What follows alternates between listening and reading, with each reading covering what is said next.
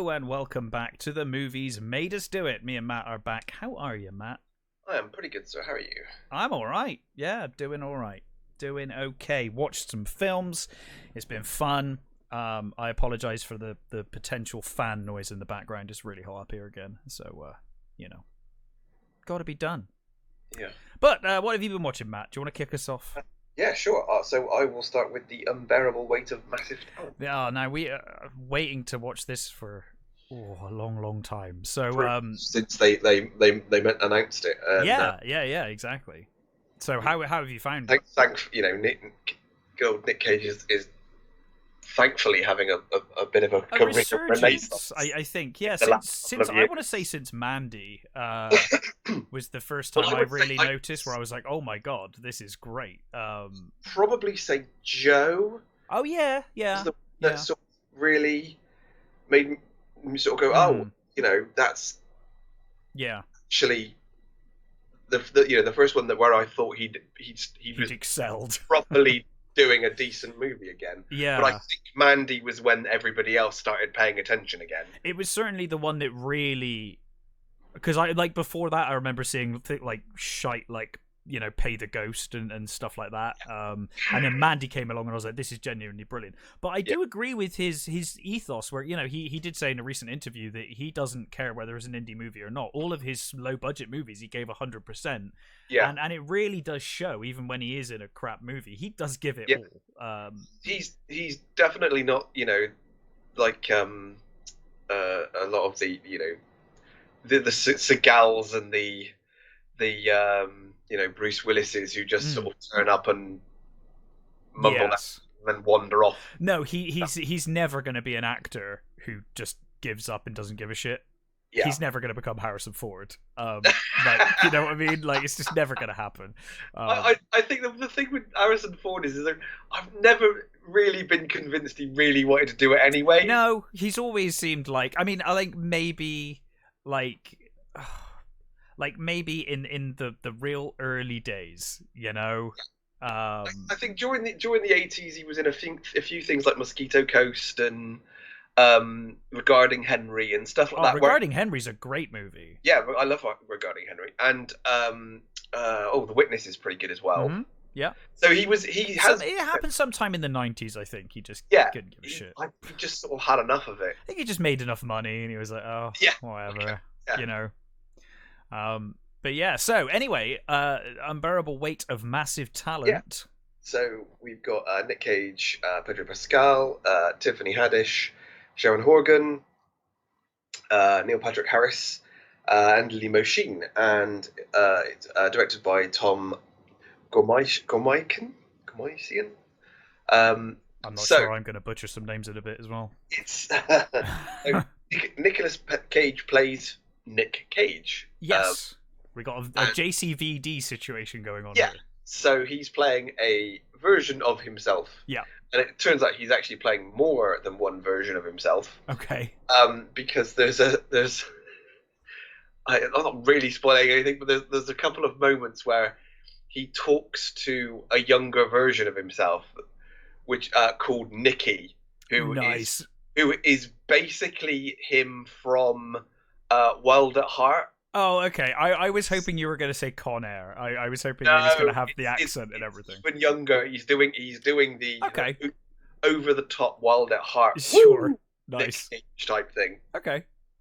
And he's kind of his conscience, his stupid conscience, that's the drive of him. It's the one that's like we're Nicolas Cage, the one that ruins everything. Yeah, pretty much. Yeah. So there's a moment at the beginning. It starts off with him sort of going to a meeting with Joseph Gordon-Green and doing this audition for him at this sort of restaurant entrance, and it's so cringy. And for the first sort of 10-15 minutes, me and my wife were sat there, and I could see my wife really squirming, and I did think, oh god, is this going to be really cringy? It could have, because it could so easily have gone that way. and thankfully it doesn't. It starts leveling off, I'm and assuming it's intentional when it is cringy oh anyway. yeah, You it's know. completely intentional. Yeah. It's and so he's um not exactly failing, but he's obviously not getting the parts he wants. He's uh separated from his wife and played by Sharon Horgan, which I thought was delightful. As I did not expect Sharon Horgan to play his wife, who I really like her, and Lily Mosheen's playing his daughter. So they're separated, and there are these brilliant bits where um, he's talking to his wife and them and her and his daughter, and they're talking about, you don't really do anything with me, and you don't do anything that I want to do. He's like, we sure we watched the Cabinet of Dr. Caligari, and you loved that movie, and she just sort of like looks at the air, sort of thing, and you think, yep, okay, yep. Your teenage daughter really likes the Cabinet of Dr. Caligari. I like it. Yeah, well, I loved it, but then there's this a sort of talking about how it's he's trying to educate his daughter in, Yeah. and I did sort of cringe and go, oh my god, I kind of do that to my wife. Uh huh. And Did she give you the eye when that bit happened? she kind of did a little. I did. Excellent. So he's obviously, he's a bit strapped for cash. He's living in a hotel, and he's racked up this massive bill. And Neil Patrick Harris plays his manager, who says, "Look, I've got this client for you. He wants to give you like $1 million to come and basically make an appearance." Nicolas Cage. Yeah, just to make an appearance at his birthday party. Yeah. Like, fucking want to do that? Don't be, ridiculous. And he goes away, and then he has this sort of moment with his wife and his daughter where he's like, "Oh, this is not going well.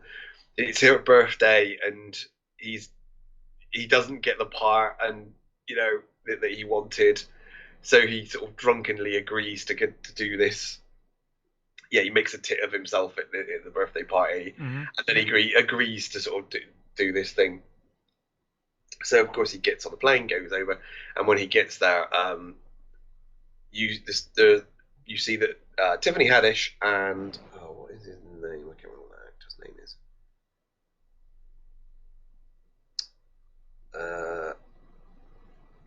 Was it Ike Barinholtz? So they are FBI agents or CIA agents, I forget what, either way, who are staking out this Javi's sort of place, because they believe he is this international criminal, and he's a very bad man. And of course, they decide to use Cage to basically, well, the actual movie starts with a kidnapping. This woman and her boyfriend watching a Nicolas Cage movie, and she gets kidnapped, and she turns out that she's the daughter of this presidential candidate in, I think it's Spain, and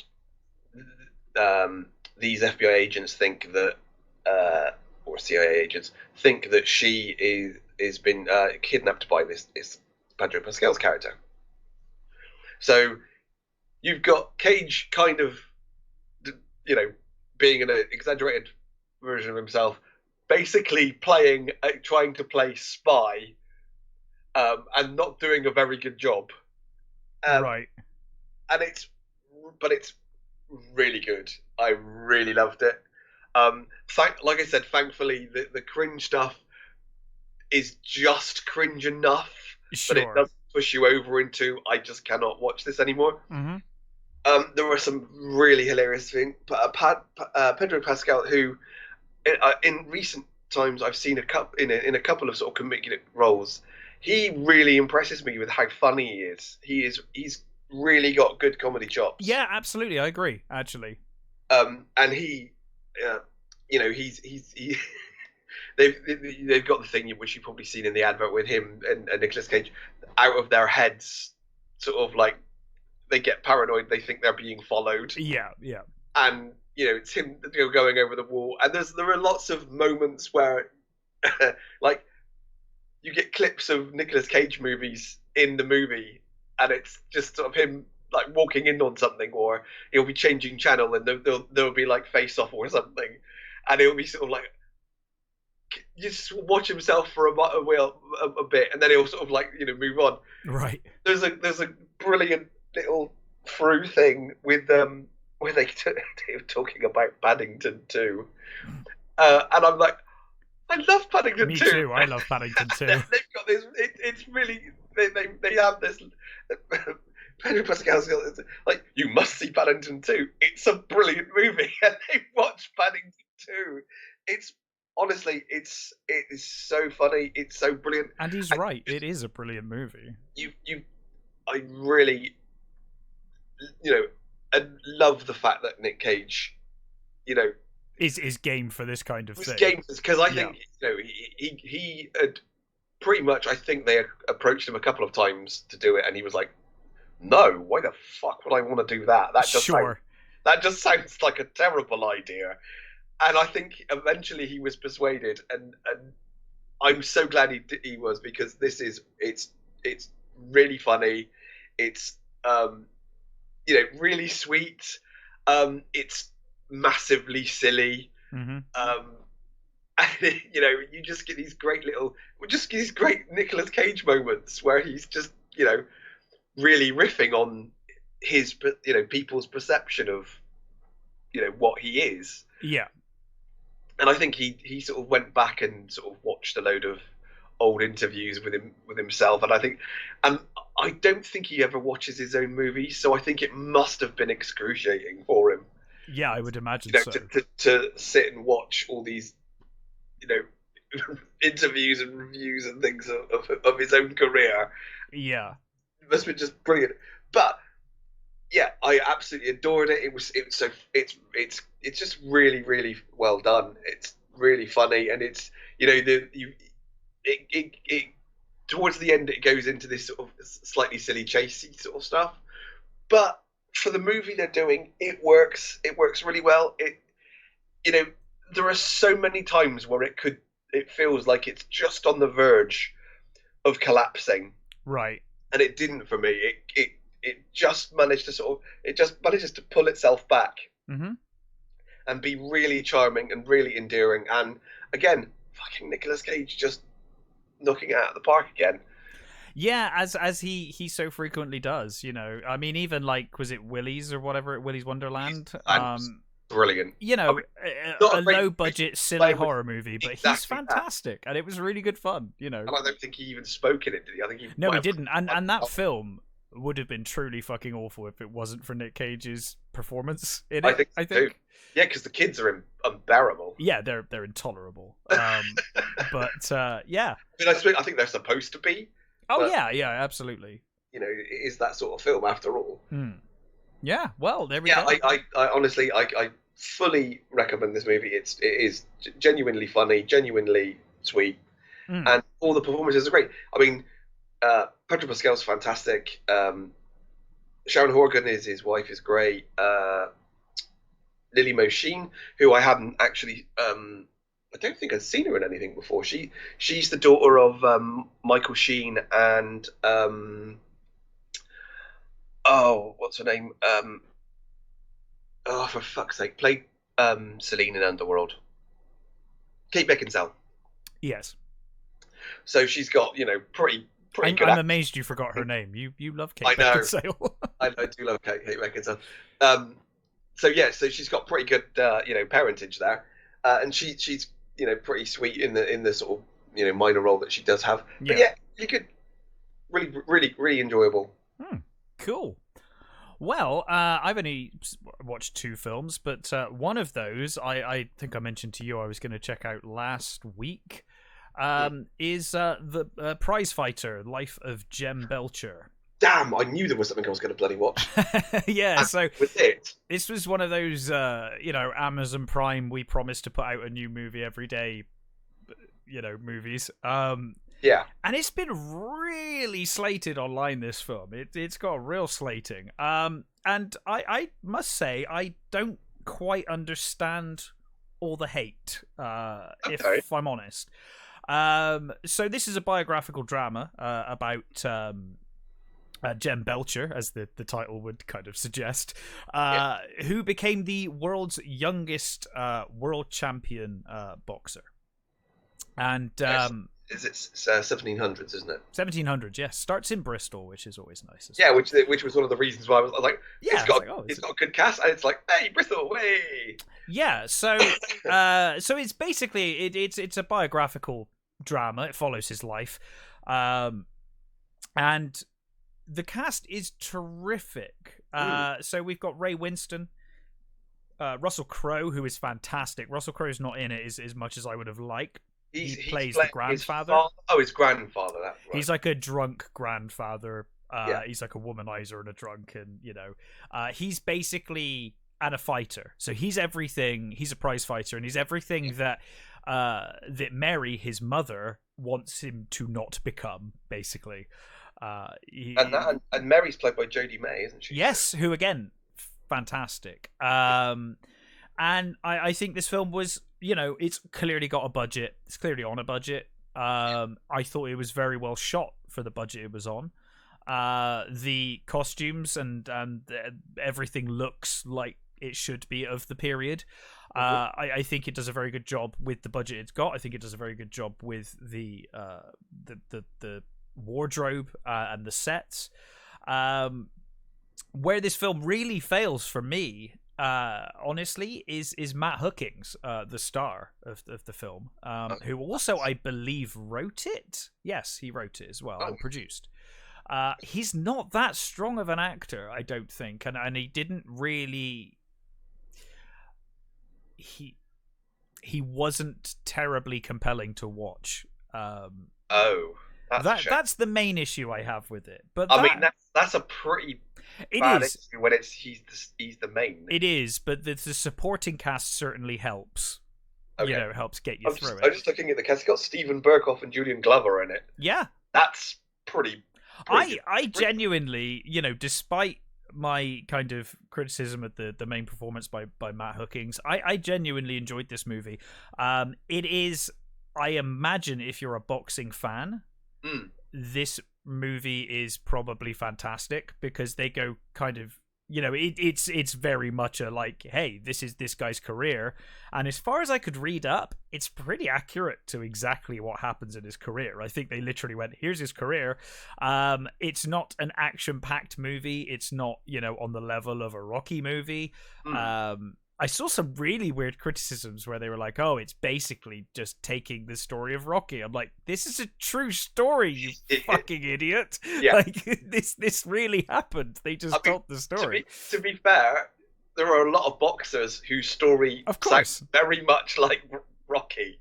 So, yeah, and in fact, watching this, I was like, because in real life, Jem Belcher went blind in one eye, injured one of his eyes, and went blind, and continued to box afterwards. I was like, did they kind of go with that with Rocky? They kind of go that route with Rocky 3, where they're like, you can't really see out of that eye, you're gonna have to turn southpaw and all that stuff. But yeah, so overall, I thought this was actually not anywhere near as bad as people are saying. I think it's well worth a watch. It is a drama. It's not an action movie. It's it's quite a slow paced movie, but overall I quite enjoyed it. So it's not a perfect film by any stretch of the imagination, and I think some of the performances, but I do think while some of the performances let it down, there are enough strong performances. I mean, Ray Winston is generally always great to watch. Russell Crowe's fantastic at the start, and then even once Russell's gone, like I said, you've got Ray, you've got Jodie May, Stephen Burkoff, Julian Glover. It's a really good cast, and I think I'm assuming, I don't know. Let's have a look, see if I can find the budget for this, because I'm assuming it wasn't very much.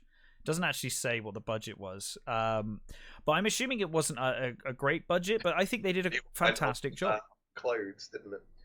Yeah, but I think they did a really good job with the budget they had, and I quite enjoyed watching it. I thought it was fine. I certainly recommend giving it a watch anyway. Yeah, I completely planned to watch this for actually this show, and then completely forgot about it. So I will put that on my. Yeah, I'd be curious to see what you think of it. I think it's kind of one of those films. I like the period as well. I like the Yeah, that's the thing. I think you'll appreciate it for that, because it is pretty accurate to the period. It's, it looks like it's in the period. I think overall they did a pretty good job. It's mainly Matt Hooking's performance, I think, as Jem Belcher that's my main issue. But it's not a deal breaker for me. Just looking at stuff he's been in before, I don't think he's been the main in anything before. I think this is a real passion project for him. Yeah. Because the way it's made is like, okay, you clearly know this story and you clearly are a big fan of boxing and whatnot, Yeah. But yeah, overall, I enjoyed it. I think it's better than the reviews I've seen, certainly. Yeah. Okay. But anyway, what else have you been watching? So, from movies to another TV series. Mm-hmm. So I am going to do The Old Man. Yes. Now, I think you started talking about The Old Man a while ago. I mean, I didn't realise how many episodes were left. So and how many were left, Matt? One. So I had one. You were like, I'll come back when I've finished. A week later, I've finished. It was completely like, oh, that's it. Oh, mm-hmm. Which, as I was saying earlier on, to be honest, is actually probably a good thing, because it's the better way around. Yeah. There are a number of series we've seen lately where we've gone, yeah, you could probably lose 2 episodes out of that. So I have actually lost count of the amount of times we've said that. I feel like we said that for almost every single one of the Marvel Netflix series. We were like, you could have lost 3 episodes, could have lost 4 episodes, Yeah, 8 seems to be the sweet spot, I think. It really does, doesn't it? Yeah. So, this is Jeff Bridges, John Lithgow, E.J. Bonilla, Bill Heck, Alia Swark, is it Swarkat or Swakat? And Amy Brenneman and, what's his name? Joel Grey, isn't it? Yeah, Joel Grey. So we've got Jeff Bridges is, when we first see him, he's this old guy living, seems to be on his own with his dogs. And he's talking on the telephone to his daughter, and we find out that he has basically been on the run from the CIA since the 80s. Mm-hmm. So he's been living under an assumed identity. Name. Yeah, and it looks as though his wife is not long. Well, just a few years as she's died. And it looks like he's just sort of going through the motions and stuff, and there's a sort of scene where he goes to the doctor, and the doctor's sort of like a real dick to him, and you just think, why is how are you a doctor? You clearly don't give a fuck. I don't know. I've seen some doctors in my time. Yeah, I know. So one night an assassin turns up, and Jeff Bridges dispatches this guy, and phones it, basically calls his daughter and says, basically, they found me, I've got to, go on the run. Got to disappear, yeah. Yeah, I've got to go on the run. This might be the last time I talk to you. Just, be all you can be, sort of all that sort of stuff, Mm-hmm. So he then goes on the run with it. The dogs in this series are fucking awesome. They're these amazingly well-trained Rottweilers that, right, kind of, if it wasn't for these dogs, he'd probably be dead a number of times in the beginning of this movie. So then we then switch to John Lithgow, who is now the director of the FBI. Right. And he's called up by this other agent called Walters, and he's basically said, Dan Chase has been found. We're going to get. We're on the verge of capturing him, and so John Lithgow basically, you find out, doesn't really want him captured. you find out that John Lithgow in the 80s was his handler, was Right. Bridges' handler, and clearly something fucking went wrong or happened in the 80s, and it looks like John Lithgow's character Harold kind of covered his tracks. Right. And Okay. basically, if Chase gets caught now, things will come into the light that, you know, is probably best for these people if it doesn't. Sure. So he goes to see Joel Grey's character, and it's Joel Grey was their mentor, and he says he has this whole speech about legacy, and he's like, I talked to this newspaper the other day, and they were interviewing about me, about my obituary and what was going to be said when I die, and he's talking about legacy, and the perception of your what you leave is the perception of you for your family when you're gone. Sure. So you get this sort of trying not to spoil anything, but basically you get like a bit of a cat and mouse game with John Lithgow and Jeff Bridges and this other agent, this Walters, and you've also got Ali Schwerkat, who is this other agent who is under John Lithgow's character, and she's sort of his protege, and they butt heads with this Walters agent who no one seems to like. This guy, he's this sort of agent who seems to rub everybody up the wrong way, but you can see why they've chosen him because he asks the questions that nobody really wants asked. So this agent has been put in charge of of tracking down Jeff Bridges' character. Right.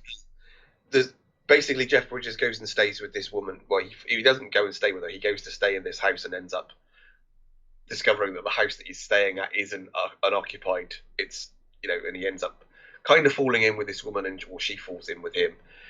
And again, I'm not gonna certainly not going to spoil any of that, and I don't want to even really talk about a lot of it because it will spoil things. But you do get flashbacks. You get whole scenes in Afghanistan in the 80s with now what is his name? Because Bill Heck. So Bill Heck is playing the young Jeff Bridges character. Now, this guy, he seriously must have done some good studying of Jeff Bridges' mannerisms, because he pulls off young Bridges really well. Right. And there are some times where you get sort of like he'll sort of come, you'll see him sort of step into the light sort of thing, and you get this sort of like, oh my god, it's Jeff Bridges from the 80s. It's like Kevin Flynn. it really is. They've definitely got he's got this sort of longish hair, and he does look really well done. And the guy who I can't remember the guy who they've got playing the young Lithgow, but again he's really good as well. He's got his mannerisms down quite. They've done a really good job. So you've got both these sort of two time periods, and obviously as you go on, you learn more about what happened, you learn more about how it is, and and what's going on.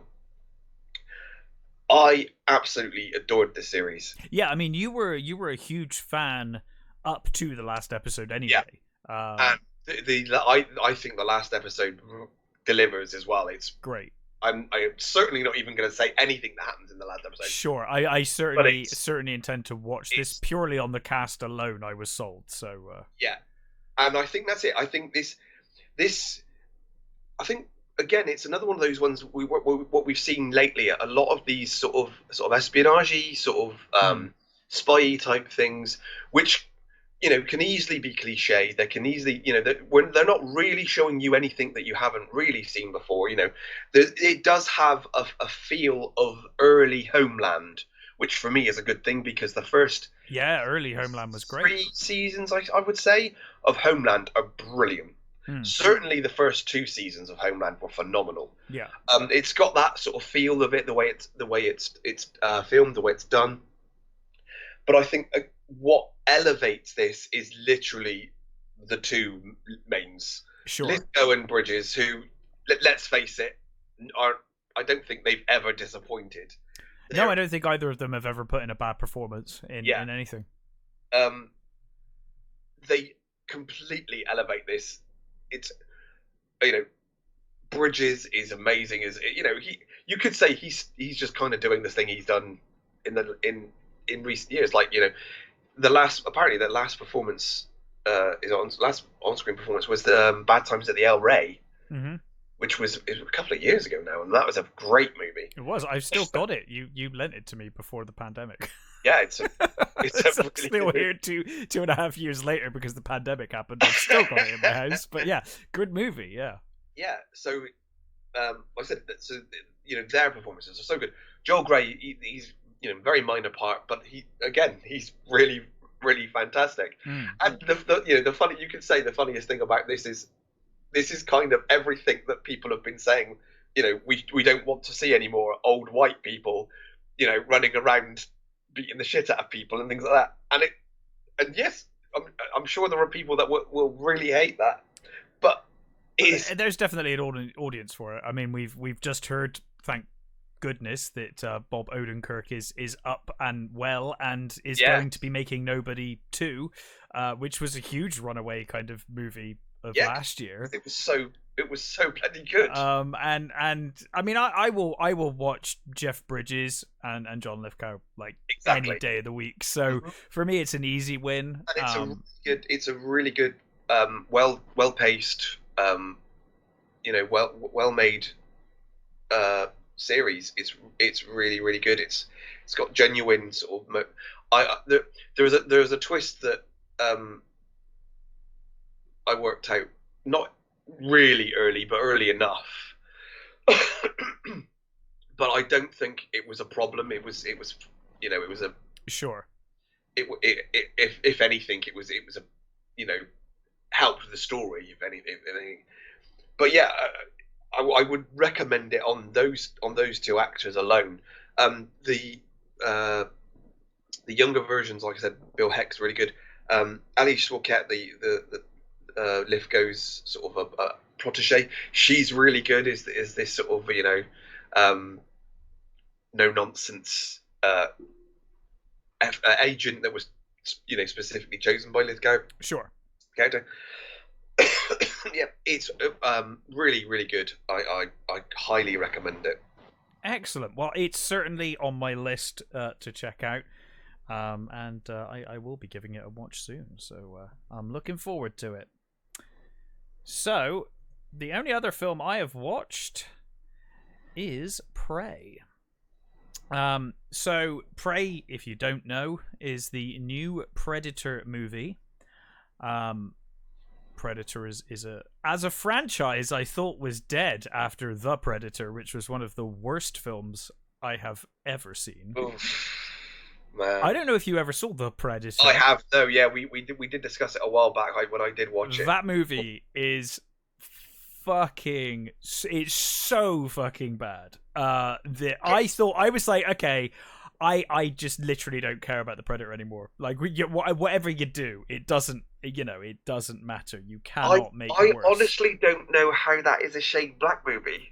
The guy was in the original movie. Like, dude, you were there.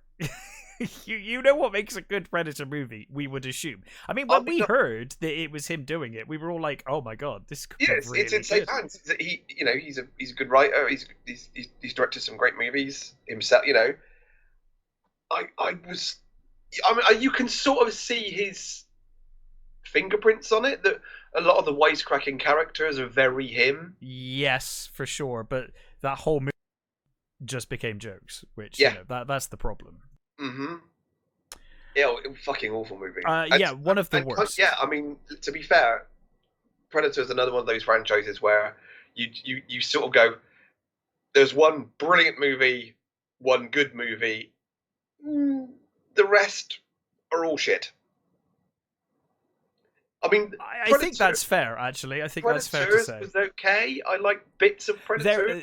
Predators, I thought was, like you, I thought it was okay. It kind of did it was all right, There was potential with Predators. Yeah, but the Predator absolutely destroyed any care I had for this franchise. and to be fair, it this is this is a Fox property, so Disney's got it now, and Yeah. that's another reason why I was thinking, well, I don't Well, think I'm even going to bother with this movie. yes. Now, I mean, yes, Disney for certainly for me and for you have not been producing anything of great quality for quite a while. No. Certainly a couple of years anyway. And so I was concerned, but then I saw the trailer. I saw the trailer for Prey, and I was like, huh, it's actually not terrible. I quite like this trailer. It looks interesting. It reminded me a lot of Predator Dark Ages or Dark Age, Mm-hmm. the fan film that you can find Yep. on YouTube, which I really liked. That's It's, the one with the knights and the Saracen. the Predator fan movies. There's a lot of They vary in good ones. quality.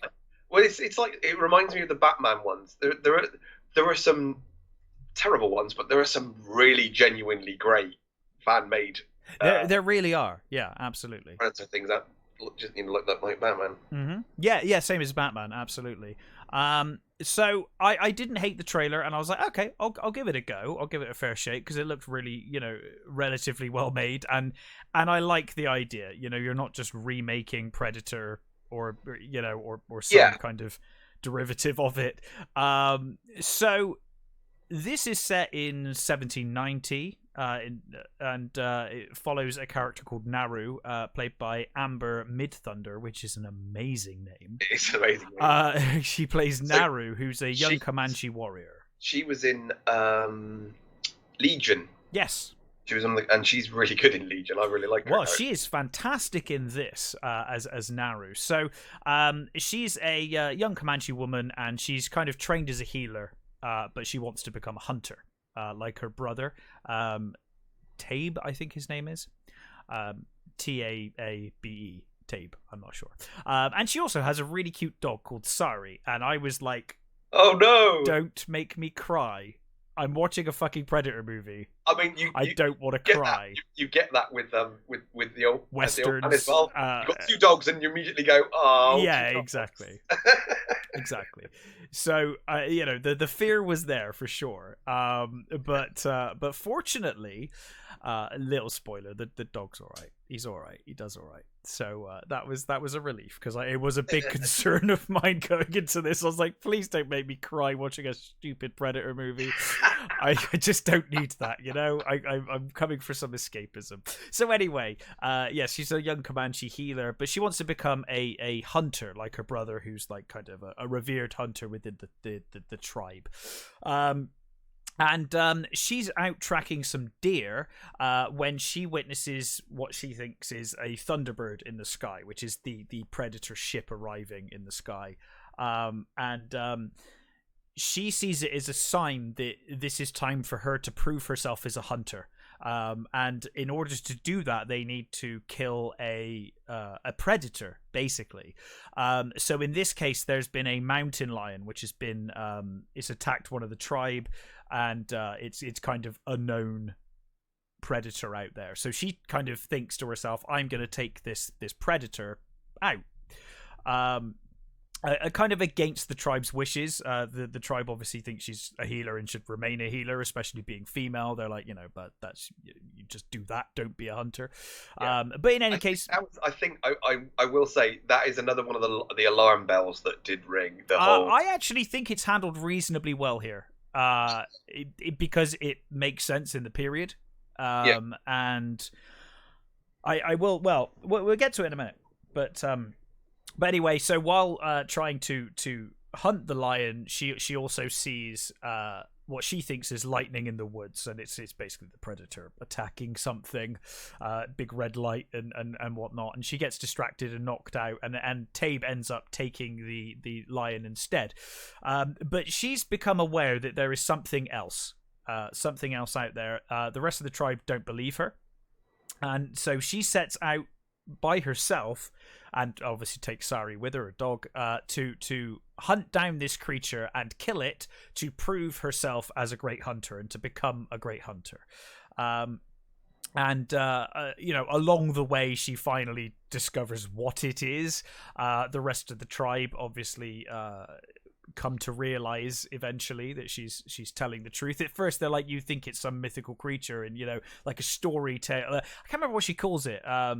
It might be a thunderbird. I think it might change names once she sees it in the forest. But Wendigo. It might be a Wendigo or something like that. I'm not sure if Wendigo's more. Yeah, maybe a Wendigo.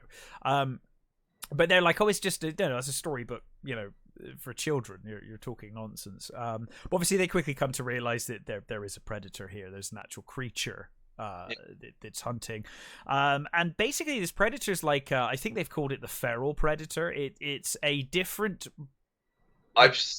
breed of predator. I've seen the pictures of it. It looks manky. Yeah, it's a. I think the producers have said that it's same planet, different kind of continent, so they look slightly different. I'm not as sold. I personally think the original design of the Predator is the best design they're ever going to get, and they should just stick with it.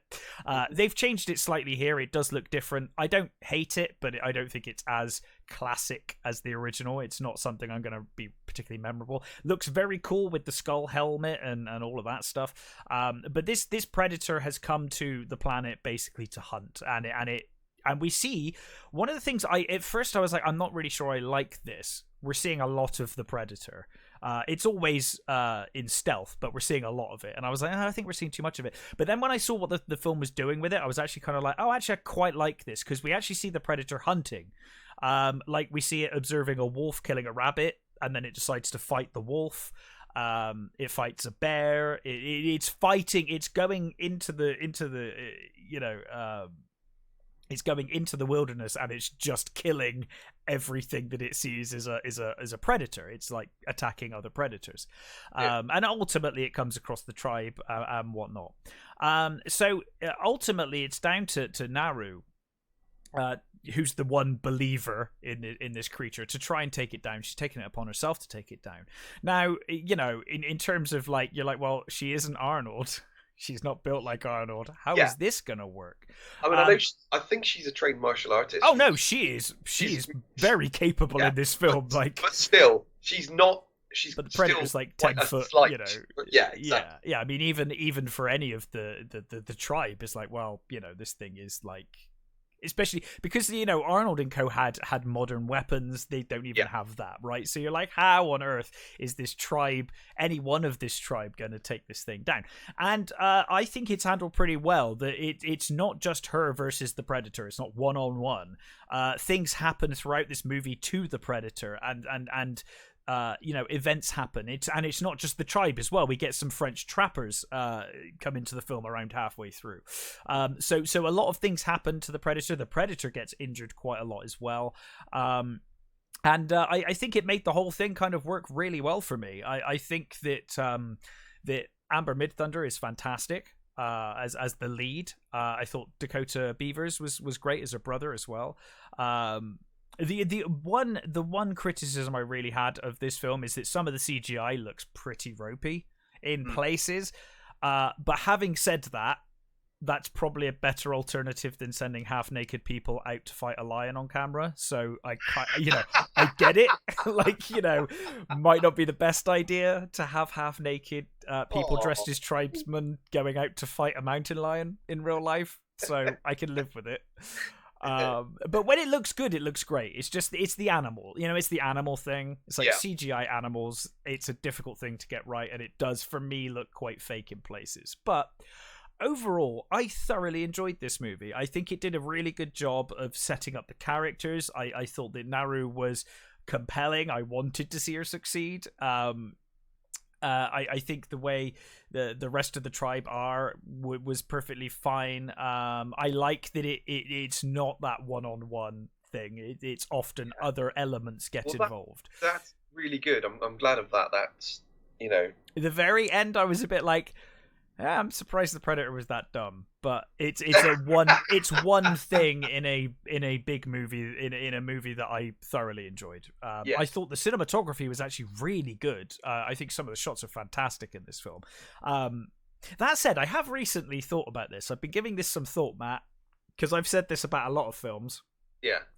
and I've got this horrible feeling that I'm just still impressed by drone shots, which are just like the Oh, easiest right. thing to do now. You know, I'm like, oh Yeah. wow, that looks amazing. But I'm like, yeah, drones now. Like every film could do drone shots now. It's not Do you know, hard. it's really funny. We were talking. I think it was what I'm gonna maybe what I was gonna do. What I'm gonna talk about next.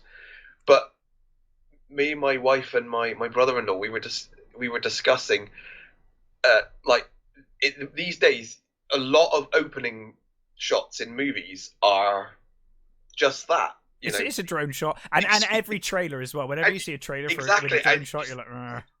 you know the how much that would have cost you. You know, like Oh, in the 80s, it'd be 20, like, get a 30 years helicopter. ago. You Yeah, know, yeah, yeah, and now anybody can do it with a yeah. mobile phone and Which is great. It is great. relatively cheap drone. You know, Yeah.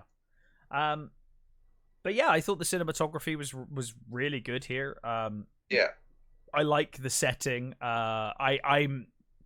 It's nice to see. It's the same reason I really like Dark Age. I like seeing the Predator in history. I think yeah. that's interesting to me. I Another Predator I, movie. If it's in the modern day, it's just another Predator movie. This is at I least presume interesting. there is a link between it and the second movie, Uh yes, I thought there was right? at the end, certainly. Um, I presume they were going to slot it in somewhere. Yeah, well, kind of. Yeah, I was like, there's a gun in it, and I'd have to rewatch.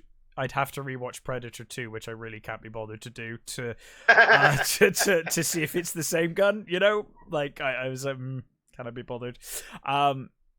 But yeah, I thoroughly enjoyed this. I was not expecting much, and I was thoroughly entertained. And Director previously did 10 Cloverfield Lane, and I really like that see, movie. another movie that I thought was going to be terrible, and Yeah, ended up thoroughly enjoying. I mean Cloverfield Lane was great.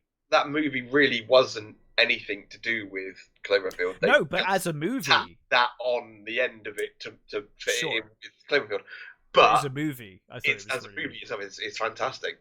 You know. Yeah, yeah, absolutely. So yeah, overall, honestly, I am, I am shocked to say this, but Prey is really not only a good movie, but we finally have a really solid Predator sequel, or I guess prequel. But you know, I must admit, I am genuinely didn't think I'd be saying this. To be honest surprised with you, I at thought this how was going to be terrible. because I've actually seen a couple of reviews for it as well, and they've all been pretty positive for it. So We'll see. Yeah, we'll see what other reviewers I say. honestly wasn't going to bother. I was like you. I was like, I'm not sure I could sit through another bloody Predator movie, to be honest. No, it's only because I got my housemates Disney Plus that I'm like, we'll give it a watch. Yeah. But thoroughly, genuinely surprised and genuinely pleased. We've got, in my opinion, a really solid Predator movie. Which for me, because Predator is just that, isn't it? It's that movie. It's the same as Jaws. It's like you're making a sequel to Jaws. Yeah. It's the same movie, the one movie, and it's done. That was kind of Predator. Pretty much. And effectively, it's the same story here, really. The only difference is you've changed the setting, but the changing of setting, putting it in the past, not giving them all of the modern weapons, it makes it a little more interesting for me. Mm-hmm. So, I genuinely can't believe I'm saying it, but I highly recommend Prey. I thought it was great. So, what else have you been watching? So, I watched The Grey Man. Now this is a film I've heard some mixed things about, to say the least. This is this is a Netflix movie, and it's their big one, right? Yeah, 200 million budget. This is the big one since whatever it was called, Red Letter, Red Notice. Red Notice, yes. Yeah. That forgettable movie with The Rock and Gal Gadot. It was a forgettable movie. So this is The Grey Man. It's directed by Anthony Russo, Uh-huh. or the Russo brothers, I should say. It's Ryan Gosling as Six. You got Chris Evans, Anna de Armas, Billy Bob Thornton, which I was like, wow, I don't remember the last time I saw Billy Bob Thornton in something. Jessica Henwick, uh, Alfie Woodyard. Pretty good cast you've got. So Ryan Gosling plays Six, who is basically he's a hitman. Basically, he's a sort of an almost sort of like the nameless, faceless sort of hitman working for the company sort of thing. Uh-huh. And in his latest sort of hit, it turns out that the person he is killing is another him. It's number 4, I think. And this guy says, "Look, that I know you're going to kill me, but something's going on. There's like, ooh, conspiracies, woo." And he gives him this. He gives him this. I hope those were his exact words. They were not his exact words. That would have been really funny if it was. But he gives him this sort of amulet which has got something in it, and he then he kind of disobeyed an order at the first to kill this guy in the open, and he didn't. So you've got this what looks like a new sort of director. I think he's played by Reggie Jean Page, and he looks like he's making a sort of a new sort of, he's like making a name for himself, and he's getting rid of the old sort of, clearing out the old sort of regime sort of thing. And Billy Bob Thornton is the guy who recruited Ryan Gosling's character, and it looks like he's sort of retired now, and you get so basically then from then Six goes on the run. He knows that he's gonna. They tried to kill him. He escapes. So what you then get is a sort of a chasey type thing, usual sort of stuff. Chris Evans is the guy that's basically been hired to hunt down Six. He is the most obnoxious prick, and I've seen Chris Evans play dickheads before, but this guy is a real fucking dickhead. Right. And he plays him really fucking well. You really want to punch Chris Evans within the first 5 minutes of seeing him, you're like, God, this guy is a real fucking douchebag. I remember Fantastic Four. Yes, that's true. He was an absolute dick in that. He was at least a little charming. Well, I mean, he played the character reasonably close, actually, to how I would imagine. Yeah. So fair, but yeah. So it's it's your from then on it's your usual sort of James Bondy, sure, Bourne sort of stuff. Basically the two mains, Gosling and Evans, are really good. They're really watchable. The dialogue they have together is pretty funny. It's not great.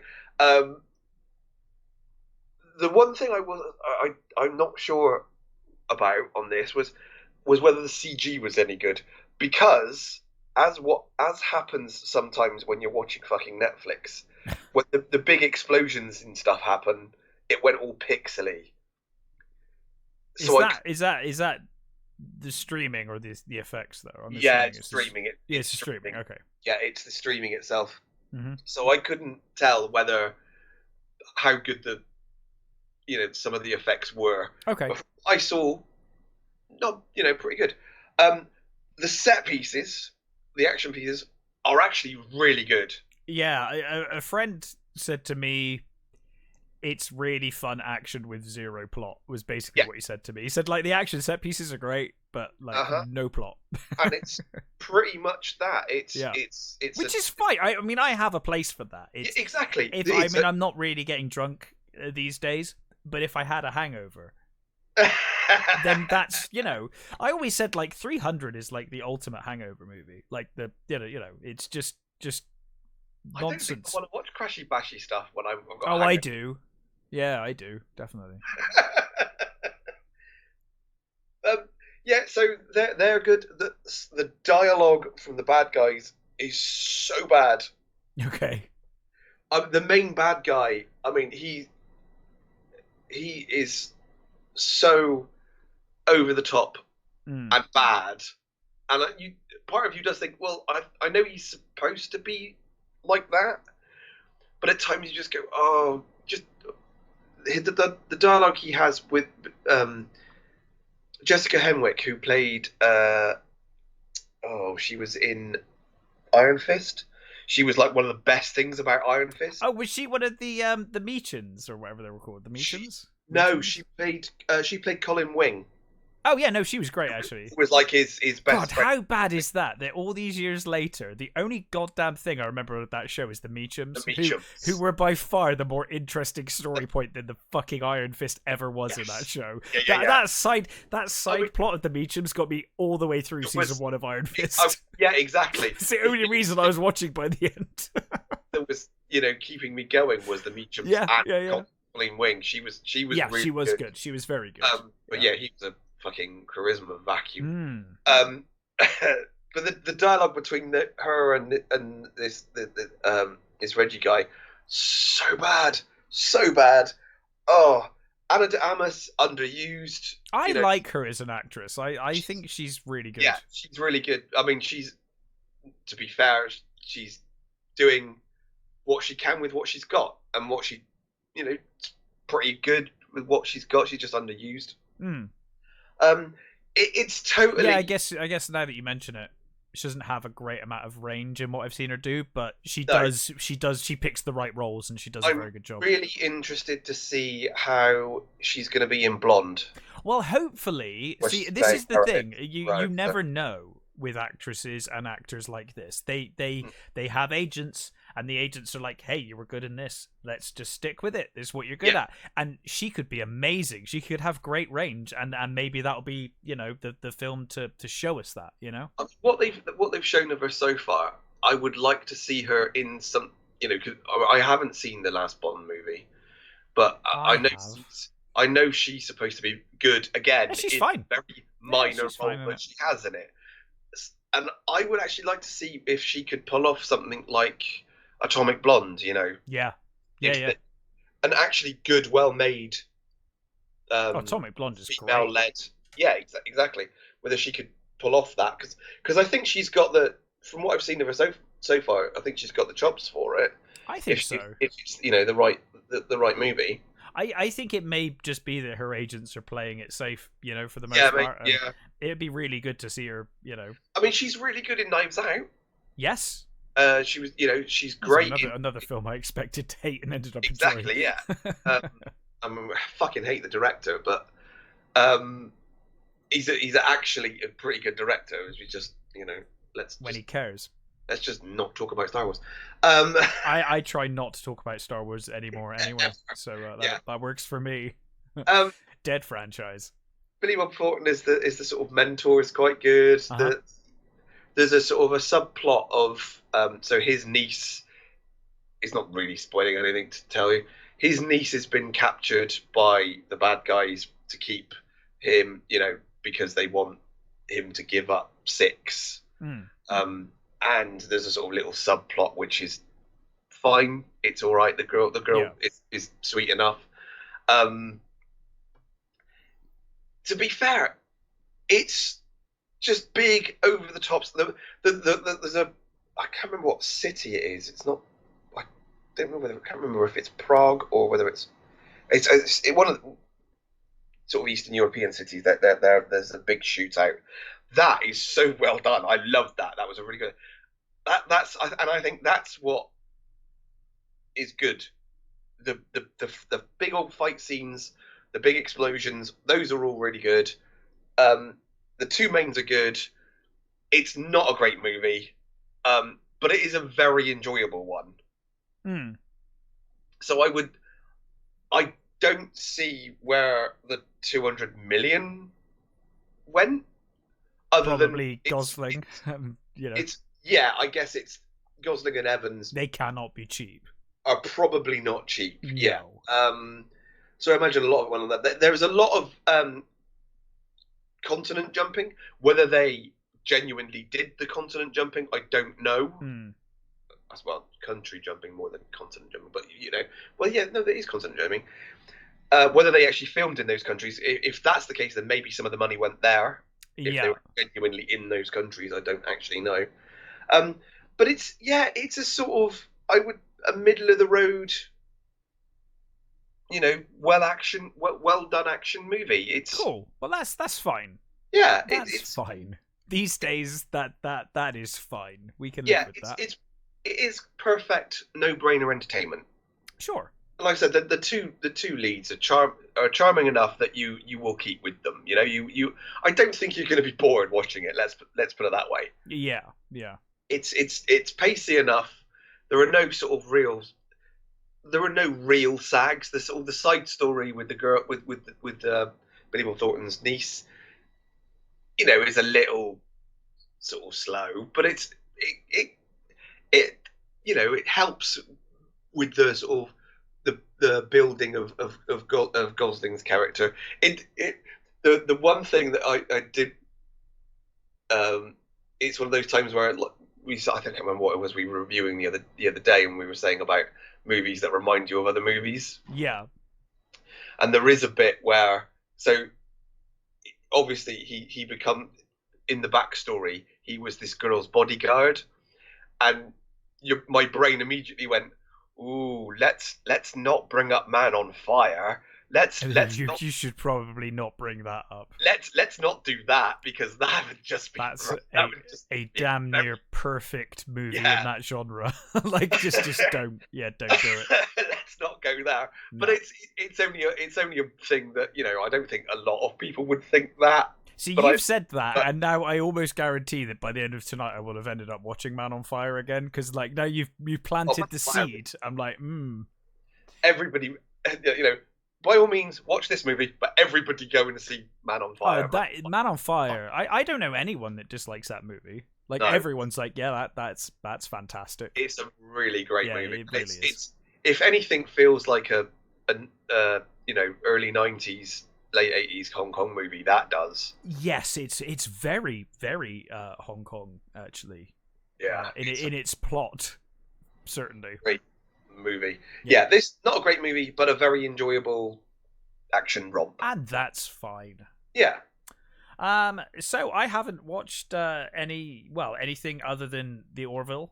Finished The Orville this week, and brilliant. One of the best science fiction series I have watched in certainly recent memory. I've been a pretty big fan of The Orville. I mean, I liked season 1, but it was just let's make fun of next gen and steal next gen plots and parody them. But since season 2, certainly I think The Orville's kind of come into its own, and with season 3 it's got even better. And I have thoroughly enjoyed every single episode of The Orville this season. Well, isn't this supposed to be the last season? I believe so, and if it is, it's fine. It's kind of wrapped up fine, but it has certainly left itself open for a potential 4th season if they decided to. I've heard people say that they're gonna do another season. There's no way they can leave it. I hope they do, but if they did leave it, it wouldn't be the end of the world. Like I do think they tie most characters up for the most part. Do you think it's probably a good idea if they just do that? They just leave it as good as it is? I don't know. I mean, if they continue to make things as well as they have, then continue. And it's funny you said earlier. I mean, I am of that same mindset of anything that Disney get their hands on now. I'm like, oh. Yeah. And obviously this started before Disney acquired it, so I'm I mean, who knows?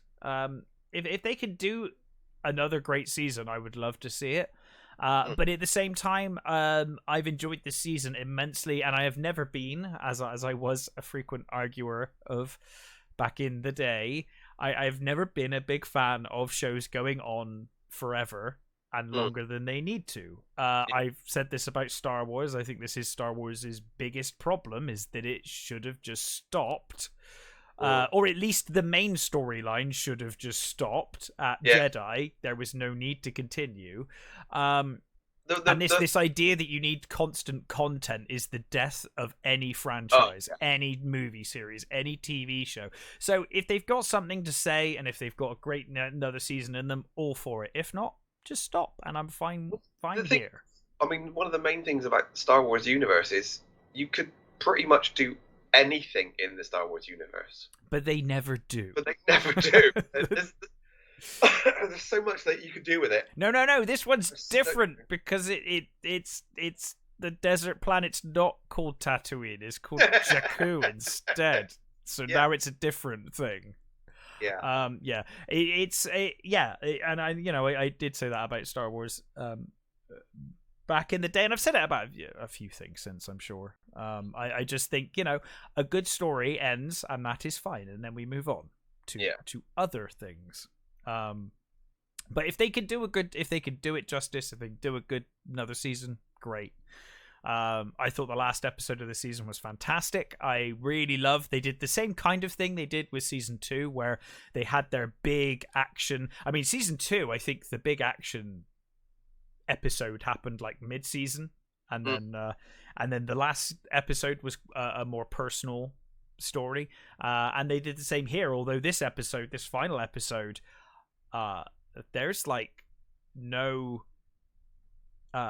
peril at all. It's a really lovely epilogue, and we just get to see the relationships of the crew members, and that's so refreshing. It's like, oh wow, it's so refreshing just to watch an episode of like, it's a nice little epilogue on the end of this season. So I look forward to more if they do it, but I will be perfectly happy if they don't, because there's always a chance they'll ruin it.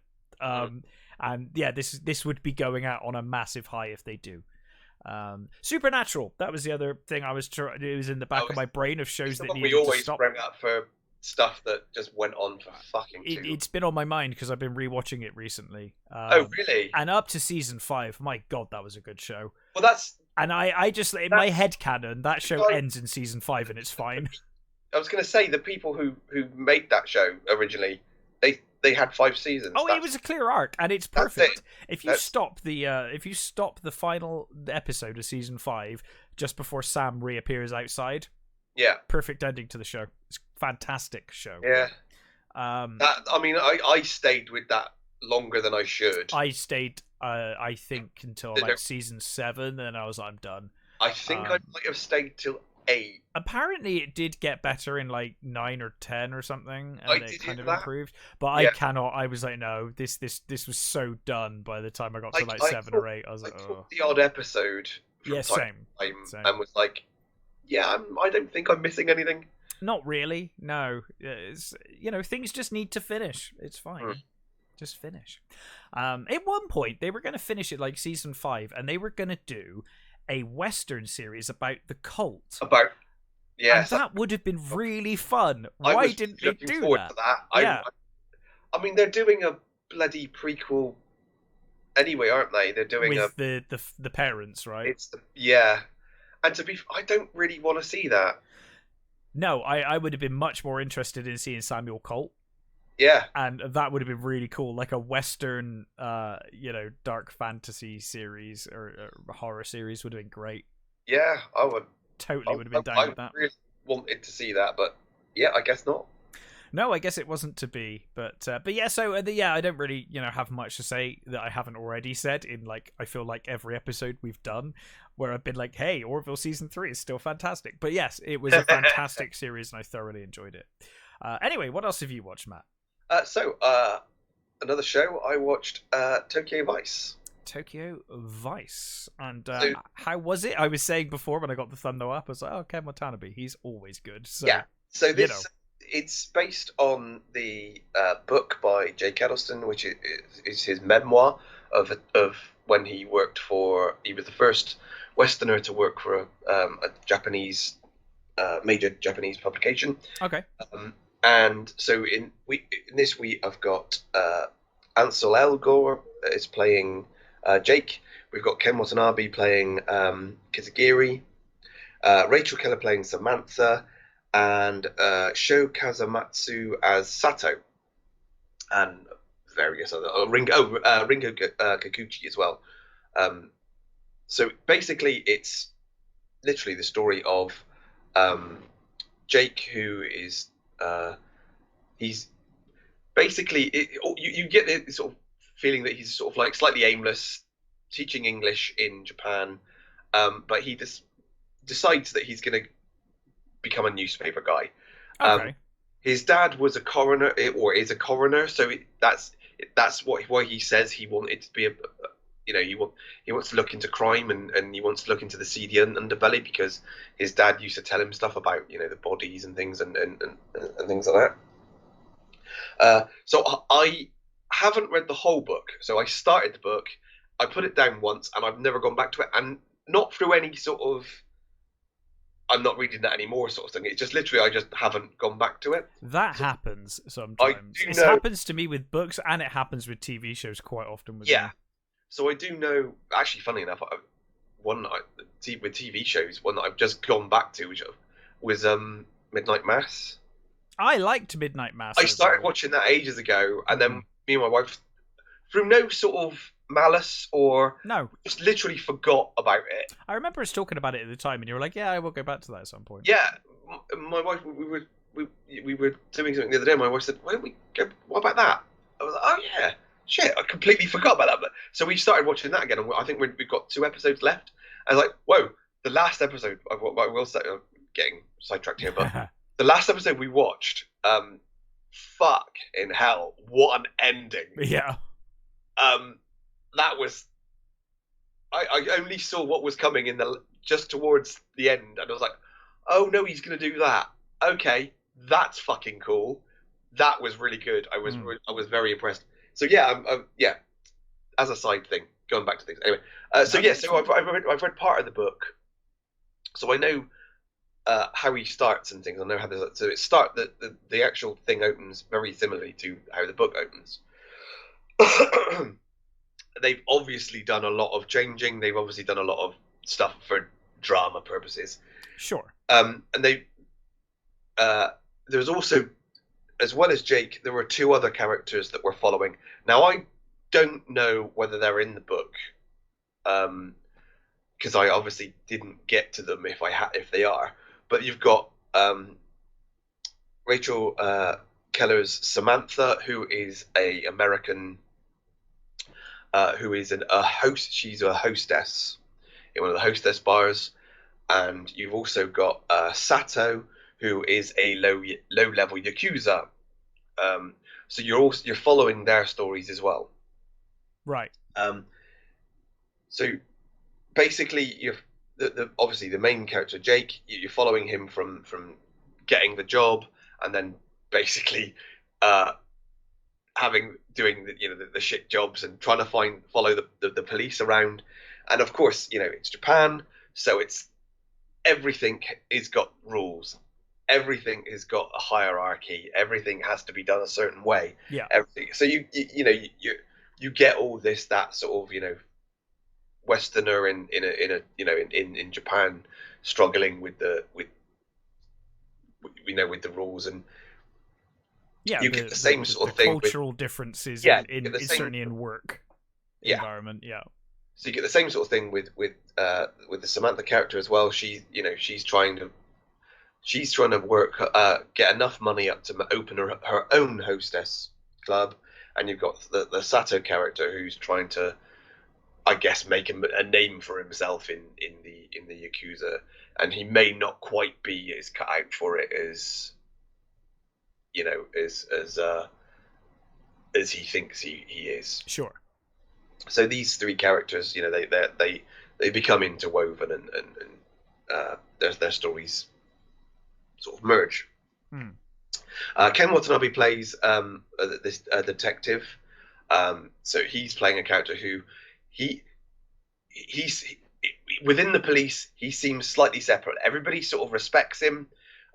Some people are sort of suspicious of him because he won't play, too close with the other cops, and he obviously isn't on the take, or he is, he's a genuine uh, good guy, let's say.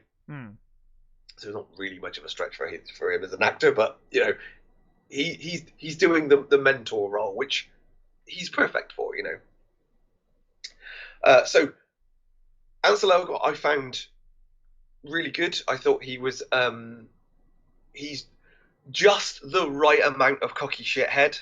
Right. That doesn't, for me anyway. I think I've seen reviews where they've said no, he's insufferable. Don't like him. For me, I didn't find him insufferable. Like I said, I found him just the right amount of, you know, cocky. I know better, sort of. You know, I can do this. I can do this. But you should have listened to what you were told, sort of thing. Yeah. Um, the Samantha character, I think, starts off okay, but then she kind of becomes a bit shrill and a bit annoying. Mm. Um, I At times there are stuff with her character that you just think, oh, for fuck's sake, can we just move on? The thing that surprised me the most actually was Shikosamatsu's Sato. His young Yakuza character is really good. He was massively compelling Right. as this. You know, he's you know starts off low level, and certain events happen that he begins to sort of climb up the ladder, um, and you see him he makes sort of mistakes, and he does things, and he is really good. I really liked his character. Like I said, I don't know whether he's even in the book. I mean, like I said, I keep saying it's a book, like, you know, it's a supposedly a true story. You know, it's whether some people have cast doubt on how much of it is true, but Right. I couldn't comment on that. But I actually really enjoyed this show for the most part. It's I think it's paced really well for the majority of the time. I think uh, it at least the two mains, the Show and Elgort are, I think, are really good in their roles, Mm. and I think some people will probably find it annoying. If you've seen stuff like this before, if you've seen stuff where you've got, oh, it's one of those stranger in a strange land type things, you know, then you're probably not going to see anything new if you're Sure. used to Yeah. that. Yeah. But I think it's got a lot going for it. I think, like I said, those two mains are really good, very compelling. Ken Watanabe is the mentor character. You know, he's doing what Ken Watanabe does. He's just a really good actor. He's really good. Um, there's some really nice little set pieces in it that I thought were really well done. It's again, it ends where I was like, oh, that's it. Okay. Um, is there not another episode? They leave it on a really good cliffhanger actually. So I was really happy for that. Mm. But the end did feel. The last episode felt like it just sort of ends. You know what I mean? There was a sort of like a big build up for these sort of a couple of episodes, and then it was like done. I was like, oh, okay. Um, I think they could have probably managed done that a little better, but it is what it is. Um, it has been commissioned for a second season, and I one of the weird things is the way it starts with uh, him and Ken Watanabe's character going into a meeting with some yakuzas where they basically are going to warn him off. They're basically saying he's going to do a story on their boss, and And they're like, we don't recommend this. exactly, they're basically Yeah. saying if you walk away now and Then you get to go walk home, away. Yeah. exactly, Yeah. you know, if you don't, then we will kill your family, and you know we will leave you last long enough to know how, How you know, big your mistake yeah, was. exactly. Yeah. Then it goes sort of 2 years earlier, and then so you get the thing. And that's how the book starts. But they then don't actually go back to that at any point. You would have thought, at least in the last episode, maybe they didn't have to sort of finish it because of obviously they want another series, Yeah. so they've obviously stretched. They've clearly stretched a lot of stuff for a series. Hmm. But that sort of they didn't handle terribly well. I think they could have eased that in a little bit more, just to keep people sort of going. Okay, so that's still going. That's going. It just sort of Mm. never mentions it. And I guess if the series didn't get picked up again, then I think people would have just gone, oh, well, that was what happened? What it would have been one of those. I guess you just have to read the book, I suppose. But Yeah. it was clearly done for no, we're definitely going to have another season. So, but overall, I really enjoyed it. I think mileage may vary on the main character. I think some people will definitely find him fucking annoying, but I found him just the right amount of annoying Mm. to be compelling. And like I said, it's kind of worth it just for the Sato character. I think he was, whether he's in the book or not, I don't know. But in the series, he's probably the best thing in it. Yeah, and sometimes that's all you need is that one character, Yeah. to kind of keep you going. Uh-huh. Yeah. It's they've obviously sanitized some of it because there's I remember there is something that I remember there's a when he goes to the in the book when he goes to the press office sort of thing where there's all these guys reading a copy of Madonna's sex book Right. that had just come out. Uh-huh. This is clearly the 90s. Mm-hmm. That had just come out, and there's this sort of thing about where he explains about how porn in Japan and stuff. Yeah, they don't mention any of that. That's not in the series, so they've clearly sort of sanitized it a little. One thing I will say, it's Michael Mann is I think he's on producing duties here. I think he might have directed one of the episodes as well. So that's in its favor. That was one of the things that made me go, Michael Mann, okay. So apparently about 10 years ago, Michael Mann was going to be doing this as a movie, and what's his bloody name? Harry Potter kiddie. Uh, what, the Harry Potter? Yes. Why can't I think of his name? I No, don't know. Daniel Radcliffe. Daniel Radcliffe, thank you. There we go. So Daniel Radcliffe was going to be in the Jake role, and I think Right. that probably would have worked pretty good. Certainly not now because he's way too old, but I think 10 years ago that would have probably been pretty sweet, especially with Michael Mann in the directing seat. Yeah. But yeah, I did really enjoy it. I would recommend it, but your mileage will vary.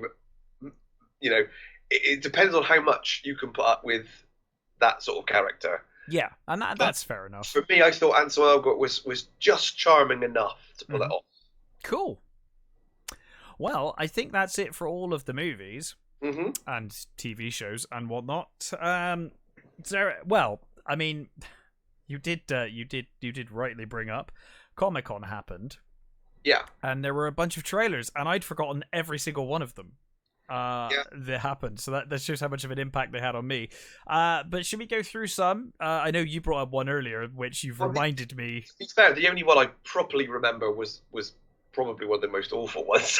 Well, let's talk about it, because I'd forgotten it even came out, and then you mentioned it, and I was like, oh, I weirdly was the only person in my friends group that disliked it. Everyone else seemed to really like it. So, yes, there was a trailer for Dungeons and Dragons. And the kindest thing I can say about it is that it does look better than the last Dungeons and Dragons movie they made.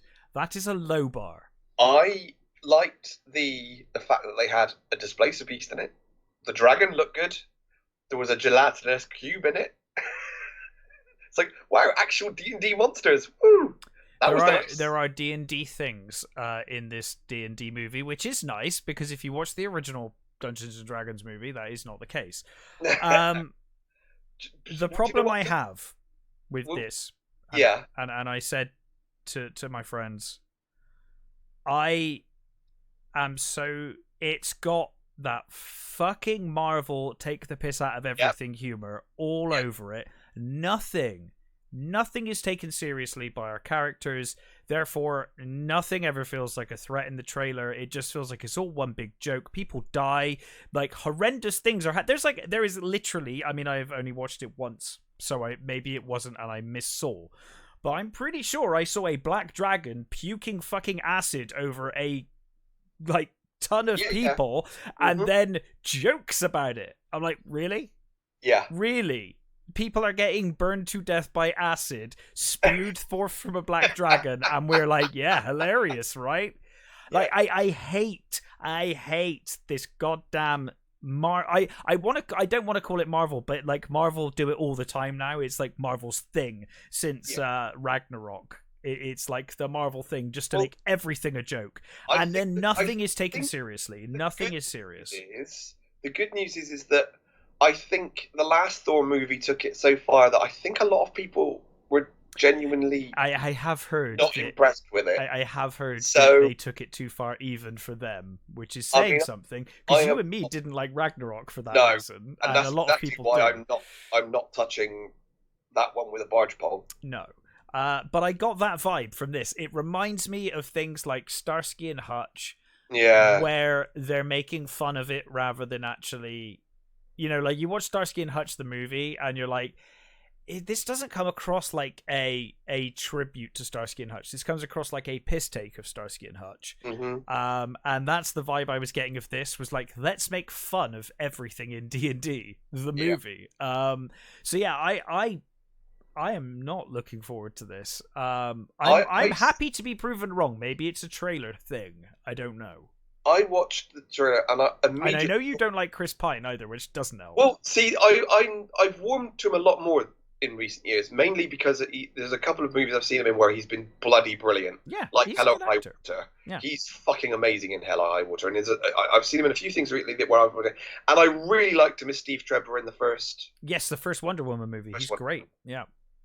So I don't.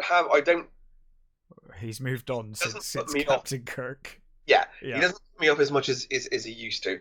But I watched the trailer and I just thought, did they just watch the original D&D movie and go, that's it. Well, can we just do that again then? Can we just do that, but we'll chuck in some D&D shit, some actual D&D things. Yeah. That's what it looked like to me. They just went, we'll just stick that in then, shall we? And also, why does he look like he's just come out of a nightclub now? They all do. Like, none of them particularly look like they're from the period they're supposed to be in, wearing the outfits you would expect them to be wearing. They all look really weird and modern. They're making like it's modern language, modern jokes. I just I mean, they don't have to fucking thee and thou it and shit like that. And that's fine. But why can we not have a Dungeons and Dragons movie or TV show that is taken as seriously as The Lord of the Rings was?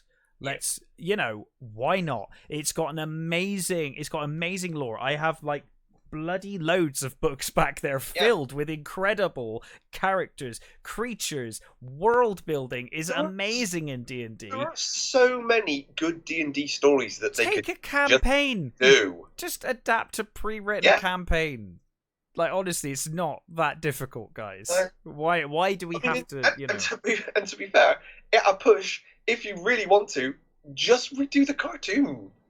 I still have a soft spot for the cartoon. I love that cartoon. I mean, I haven't seen it for about 30 years, but I don't see why you just can't. Because there's a lot of people that want that sort of, let's chuck people from our world into another world, and that works sometimes. Sometimes it's just fucking annoying. But I think if you do it like the TV series did, I don't see the problem. Yeah, like kind of go a Narnia-ish route. Maybe. I just think, honestly, I just look at D&D as the perfect property to have a true fantasy epic in the same vein as Tolkien, on film. Just and take it seriously.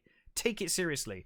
I'm so sick of this let's make fun of everything we see, because ultimately this goes all the way back.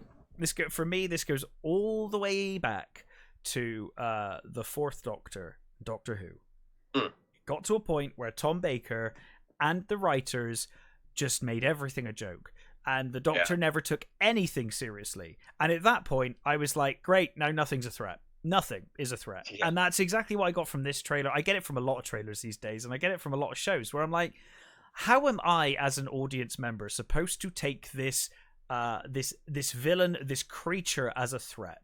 Yeah. When there's a black dragon spewing acid over armies, and you're joking about it, I'm like, okay, it's I guess it's not that big of a deal then.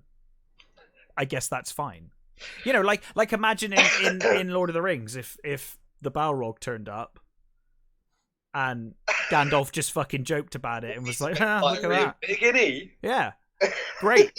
Brilliant. Now, now how menacing is that scene if Frodo starts making quips about the Balrog while it's there right in front of them, killing Gandalf? Like, you know, it's just tone deaf, and it just doesn't, from a narrative perspective, from a cinematic perspective, from a story perspective, it all falls flat. Now, that said, could just be the way they cut the trailer.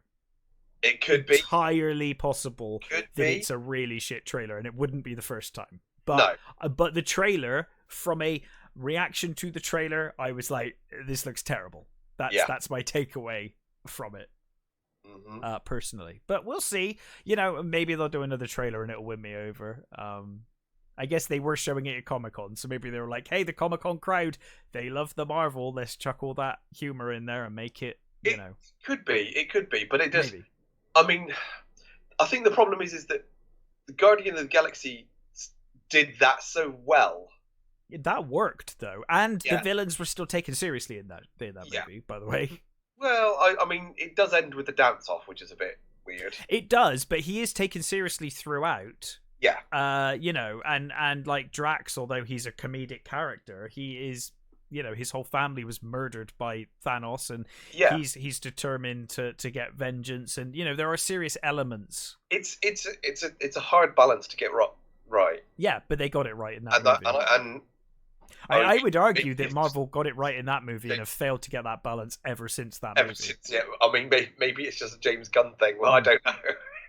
Although Infinity War did a reasonable job of like having the odd joke, but when it needed to be serious, it was serious. Yeah. That worked. So, you know. But I mean, I can see why you would want that, because you want a sort of, if you're going to have a band of characters, you know, you want a little of that. But you certainly want some levity and some comedy, but wasn't there that in the Lord of the Rings? Yeah, we had that in the Fellowship. I mean, Gimli was the butt of a lot of jokes, and it was really funny. But when it came to serious bits, for some of the the funnier moments, you know. But not laugh a minute, let's make fun of everything we're seeing. And it may not be the case, but that's certainly what the trailer said to me. Yeah. So we'll see.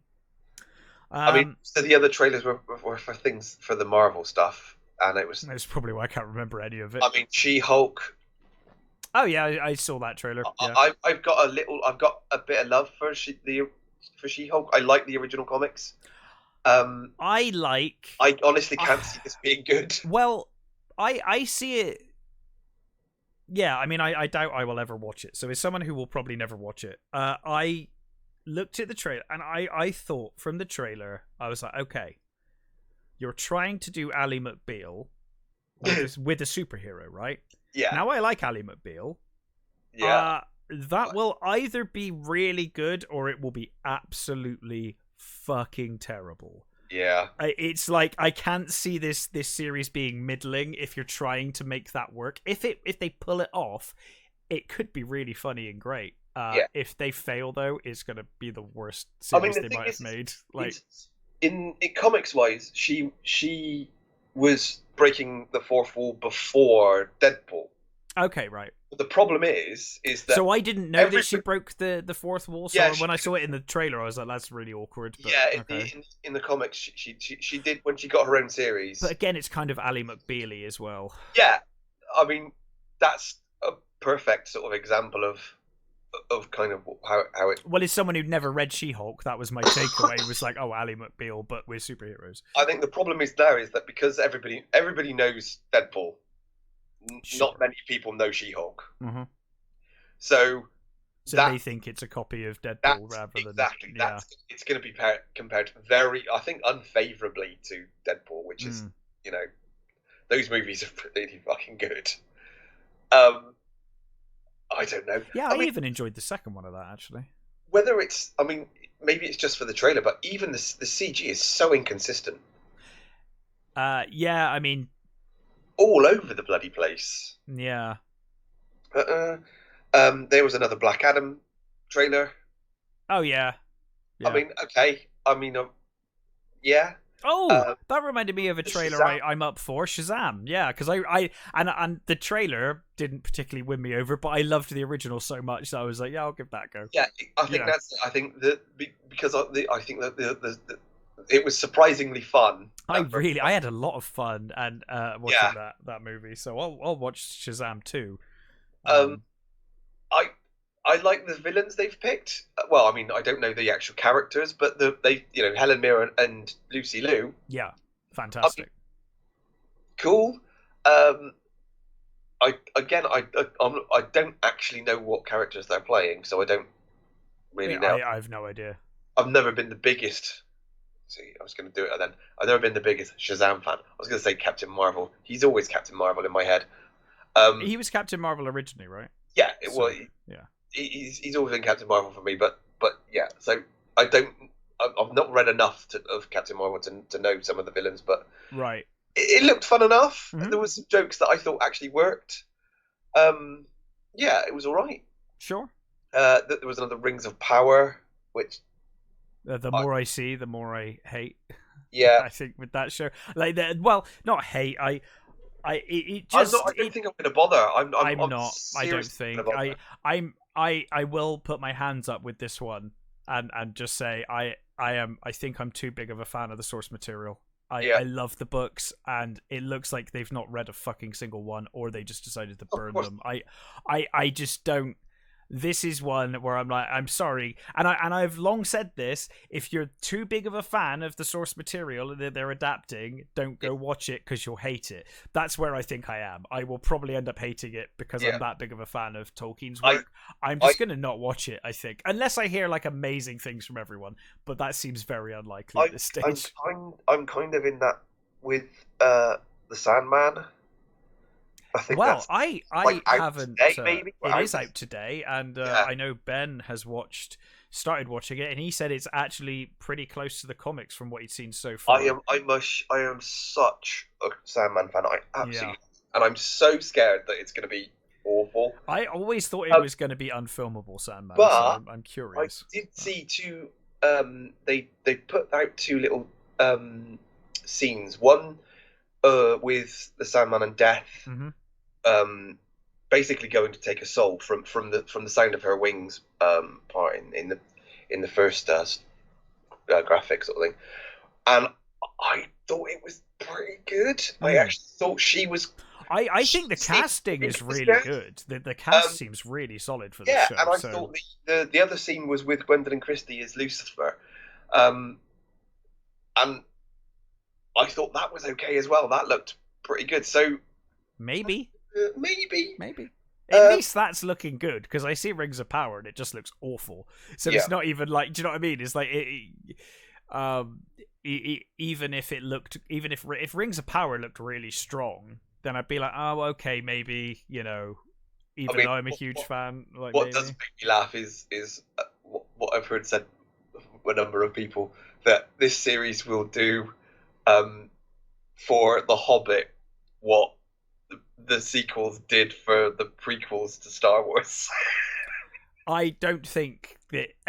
Well, I see. I'm not in that camp. I just think that's still. The prequels are still shit, and the Hobbit is still going to be shit, no matter how much crap they make now. I don't really fall in line with that statement, but I do find it funny. Although they have said, I have seen some spectacularly stupid comments from the cast, saying things like, "This is the first time we've had female dwarves on screen," and I'm like, the Hobbit, you don't know what you're talking about. That's happened, guys. They've done that already. Yeah, They've already been on screen. It's just not in a starring role. Now, arguably, starring role you could have gone with, but not first time. I hate this idea. This the new thing, isn't it? Where they have to pretend like things have never happened before, and they're like, "This is the first time we've ever had this." It's like, this is the first time we've ever had a woman on screen. It's like, wow, okay, well done. It's really weird. It's like you have to forget everything that's happened before because we have to be the first. We can't be, I guess it's all salesy speak. Yeah, but it's the thing is, it's statements that these people are making. But it just makes them look silly because then it's like, but you're meant to be you haven't watched any of the like Hobbit movies or Lord of the Rings or the cartoons or anybody who's a fan of that will know better. Anybody with Google, I'm not even a fan of the Hobbit, but even I was instantly like, hang on a minute, you know what I mean? I don't even like the Hobbit, but even I was like, hang on a minute, there were female dwarves in the Hobbit. What are you talking about? I honestly, I haven't seen the last Hobbit movie actually. It's not good. No, I watched all of them. I think that was a pandemic thing. Like during the pandemic, you're like, I've got so much time. Maybe I'll finish The Hobbit. I don't like that. I don't subscribe to the idea that the Rings of Power is somehow going to make The Hobbit better, though. No. Still awful. I just think it's fun. I just think it's funny. It's funny, but I don't subscribe to that. And I've never been completely against the prequels. There is stuff in the prequels I really like. There are bits in the prequels that I like. I really like. Yeah.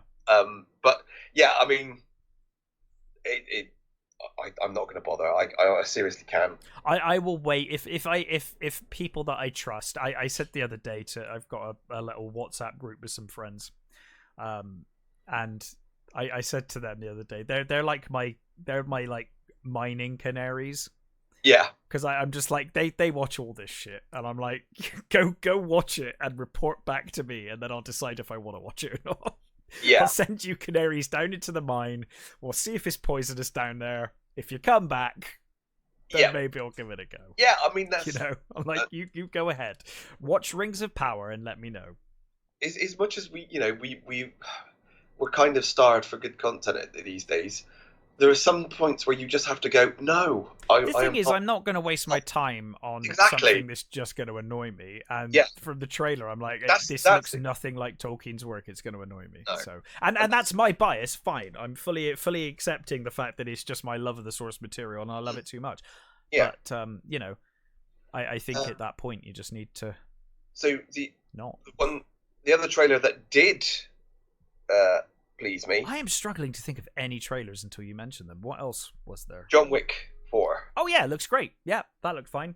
I forgot about that. And again, it was like, well, we're going to go with it anyway because the others were all good. Yeah, I mean, to like, I feel like to lesser degrees, but I've still enjoyed all of the John Wick movies. Two was so far the weak one, but even that really that was very fun. But this fourth one, I thought the trailer looked really good, actually. Yeah. And it's got Donnie in it. What more could you ask? Yeah. We had like Mark Dacascos last time. I was really pleased that's about it, that. Isn't it? The last one had some really good stuff, But I'll watch anything. I've watched some real shit because it's had Donnie Yen in it. Exactly, he's one of those people that's responsible for me watching a lot of crap. Yeah. Because I'm like, Donnie Yen's in it. It must be good. I will never learn. Haruyuki Sanada's in it as well, which is. I don't know whether he's got a big role in it, but again, I'll pretty much watch anything with him in it as well. And again, I've watched some ropey shit with him in it. Yeah, exactly. Yeah. So yeah, that was a good one. That was, I think the rest of it was like Wakanda Forever, which is like meh. I mean, again, I'm not that interested really in superhero stuff, and the trailer didn't really show anything, did it? Not really. Like they were like set up a lot of. There was like what Chadwick Boseman's dead. Was the only thing I got from the trailer, and it was like, well, I assumed you were going to address that, but beyond that, I don't really. It was very Morkish, and what I was very surprised. Well, I shouldn't have really. I can't say I was surprised because it's Disney, the fact that they promoted it using his Twitter Did was, they? yeah, they used his Twitter to promote it, and you think That's a bit gross. that's They did that with Stan just Lee as well, didn't fucking they? wrong. Yeah, they did. Like, there is something really What weirdly is morbid wrong and with gross your? about that. I must Yeah, admit. I mean, I know marketing people are supposed to be fucking soulless, but come on. Yeah, I kind of think, once they're dead, that's probably enough. Yeah, that's. Ugh. Um, I don't know whether it was released at Comic Con, but have you seen? I know you have the trailer to Samaritan. Yes, that came out before Comic Con. Was it before Comic Con? I am up for this. This looks It way better than it had any right to be. looks kind of terrible, but kind of good, but kind of fun at Kind the of same time. fun, yeah. I mean, I was making fun. Well, for better or for worse, worse recently, certainly last week with his meltdown.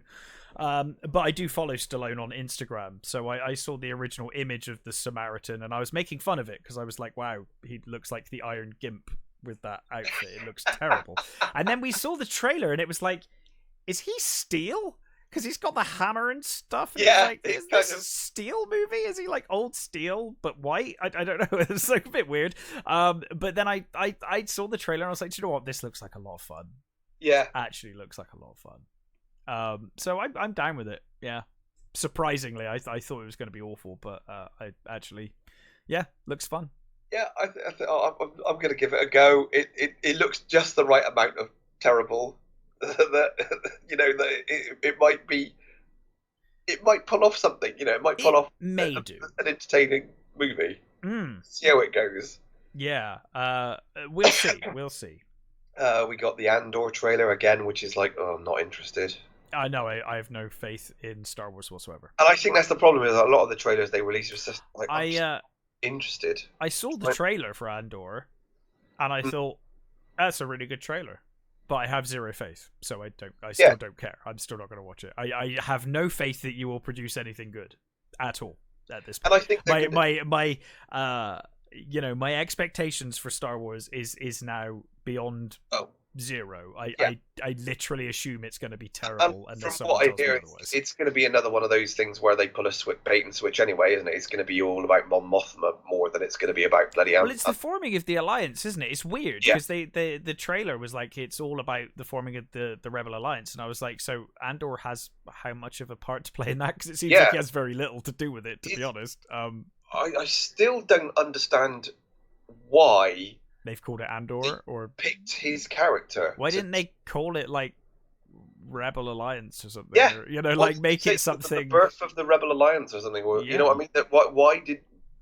Because to be fair, if they have just said we're going to do a series and Mon Mothma's going to be the main character, I'd be up for that. I don't see what the problem. Well, I mean, I would have been up for that. I mean, Star Wars fans know who Mon Mothma is. Yeah. Why?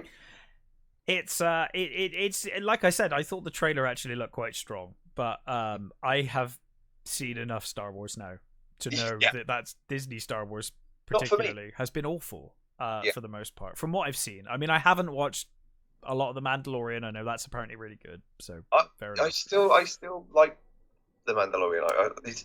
It's the only shining light in. But you didn't watch Rise of Skywalker, did you?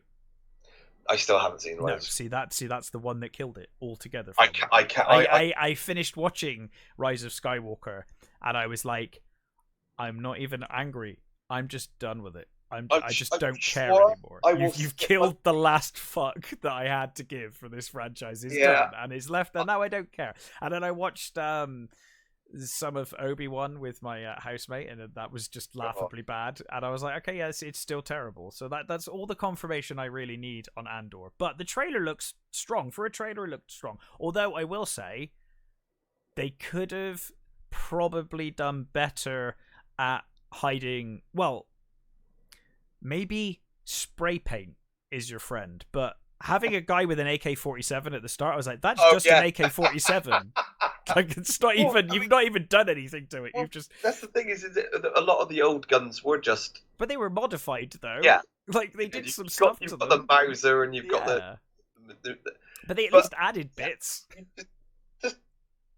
I don't know. Just take off the magazine and Spray paint it a bit. And yeah, yeah, I mean, why does put a scope on it and put some bulky bits on it. That's what you got to do. yeah, exactly. Hard. Yeah, but yeah, no, the trailer looks solid. I I'm don't sure if actually you're a know Star whether Wars they've fan, got it'll be fine.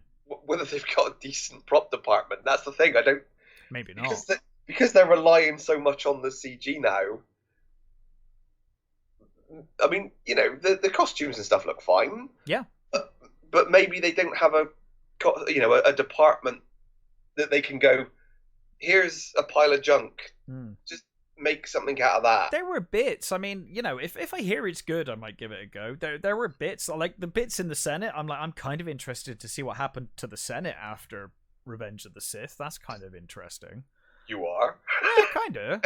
Just because, well, I mean, if we're doing about the forming of the Rebel Alliance, it's pretty political, and that could be kind of interesting. You've got kind of, we're not talking about a bloody planetary blockade, are we? We're talking about something a bit more interesting here. So, like we were saying about, there's so much you can do with the Star Wars universe, yeah. and having a, I mean, when you say it out loud, it sounds a bit dry, but having a sort of political, based show with like the Mon Mothma character and maybe for fuck's sake, Leia's dad, Bail Organa. Yes, maybe with Bail Organa and stuff. Trying to sort of do things. Oh, I bet he pops up actually. Yeah, I'm sure he does. He's bound to, isn't he? So that actually sounds like it probably could have been quite an interesting sort of. Like I said, the trailer was strong. It could be great. I just have no faith. So I'll wait and see. I'll wait for other people to try that first. Yeah. I think that's the only ones that I can remember that. Is that everything? We're worth it for that. There we go. That's Comic-Con done. Yeah. So yeah, I guess that's probably it. No, there's a few bits we need to cover. So first of all, is it good bits or bad bits? Well, this is a very bad bit, a very very bad bit, but Nichelle Nichols. Oh, of course. Yeah. 89. Good age, right? Yeah, 89. Okay. 89. Yeah. Fantastic actress. Yeah. I've never met her in person, but from what I hear, a fantastic person. She's apparently lovely. Yeah. Genuinely lovely lady. So like any fan that's ever met her seems to say she's the nicest. So yeah, I mean, and a genuine trailblazer. Oh, for sure. She's fantastic. I mean, actress and like you said, a true trailblazer. There's only 3 left now. I mean, famously, wasn't it like? Didn't Martin Luther King like persuade her to stay on in the role? She was going to walk, and he was like, "You cannot walk." After from the this. first season, she was like, "I don't know what I'm doing. I don't know why I'm doing it." And she talked to Martin Luther King. Martin Luther said, "No, you don't realize what you're doing is so important. You're right out there. You're showing, and you're in an important role. You may not seem like that, but anybody could. He's saying anybody could fill that role if they wanted to. They could anybody in that role, but you're there. Your face is straight up there. You're showing that black people can have a rank and a title and be on the bridge of a starship. You need to. And I love the idea that Martin Luther King she was probably Star Trek. I mean, obviously, Star Trek was always the big 3, right? It was always Kirk, Spock, McCoy. Yeah. But outside of that, I think she probably had the most lines of the supporting characters. I mean, she had a lot. For the support, as far as the supporting characters go. Yeah. Or maybe Scotty. I don't know. Yeah. Probably Scotty. But an absolute trailblazer, like you said. From all. Fantastic actress and from all accounts an absolutely fantastic person and a lovely person. Just a few little ones that caught my eye. One that really pleased me was Everything Everywhere All at Once has passed the 100 million mark. I'm so glad. That film was so good. Yeah, it's A24's highest grossing movie now, Fantastic news. which it Well earned. just such a great movie, and I'm really happy that it's done that well. It totally deserves it. So I was very happy to see that.